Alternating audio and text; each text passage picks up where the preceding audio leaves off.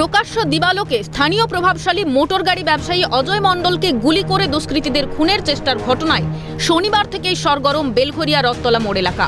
হামলার 24 ঘন্টা পেরিয়ে গেলেও এখনও অধরা দুষ্কৃতীরা। যদিও পুলিশ সূত্র মারফত খবর ইতিমধ্যেই সম্পন্ন হয়েছে অভিযুক্তদের শনাক্তকরণের প্রক্রিয়া। অন্যদিকে তদন্তের স্বার্থে নজর রাখা হচ্ছে এলাকার সিসিটিভি ফুটেজেও। পাশাপাশি ব্যবসায়ীর গাড়িটিতে যে একাধিক বুলেটের আঘাতের চিহ্ন রয়েছে তা পরীক্ষা করে কোন ধরনের আগ্নেয়াস্ত্র ব্যবহার করা হয়েছে হামলায় খতিয়ে দেখতে গাড়িটির ব্যালিস্টিক পরীক্ষার সিদ্ধান্ত তদন্তকারী আধিকারিকদের।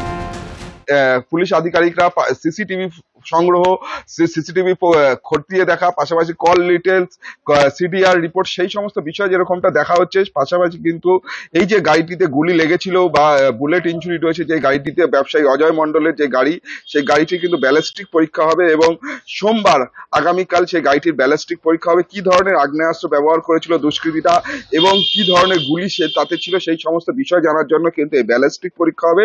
কিন্তু এখনো পর্যন্ত শনিবারের ঘটনা প্রসঙ্গে প্রকাশ্যে মুখ খোলেননি স্থানীয় বাসিন্দারা। ব্যবসায়িক শত্রুতা নাকি কোনো ব্যক্তিগত আক্রোশ?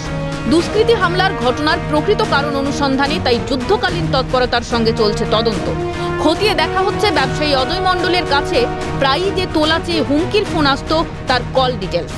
ব্যবসায়ী অজয় মণ্ডল কালকে কিন্তু আমাদের পরিষ্কার বলেছিলেন, সাজদা নামে টিটাগড়ের এক দুষ্কৃতী তার কাছে বারবার করে হুমকি ফোন করছিলেন। প্রায় দুবার তাকে ফোন করছিলেন এবং 10 লক্ষ টাকা তার কাছে তোলা চাওয়া হয়েছিল। ব্যবসা করতে গেলে তাকে দিতে হবে, এমনটাই কিন্তু তিনি জানিয়েছিলেন। তদন্তে কার্যত কোনো খামতি রাখছে না ব্যারাকপুর সিটি পুলিশ। কিন্তু প্রশ্ন হচ্ছে, প্রশাসনের নাকের ডগায় চলেছে গোলাগুলি, অথচ মুখে কুলুপ সরকারের। গৃহীত হচ্ছে না কোনো পদক্ষেপ, পরিবর্তে বাড়ছে দুষ্কৃতীদের জোর জুলুম। প্রশ্ন চিহ্নের সম্মুখীন হচ্ছে রাজ্যবাসীর নিরাপত্তা। এখন পুলিশি তৎপরতায় বেলঘরিয়া শুটআউটের ঘটনায় আদৌ কোনো নয়া তথ্যের হদিশ মেলে কিনা সেটাই দেখার। শান্তনু সাহা ও শান্তনু আচার্যের রিপোর্ট, ক্যালকাটা নিউজ।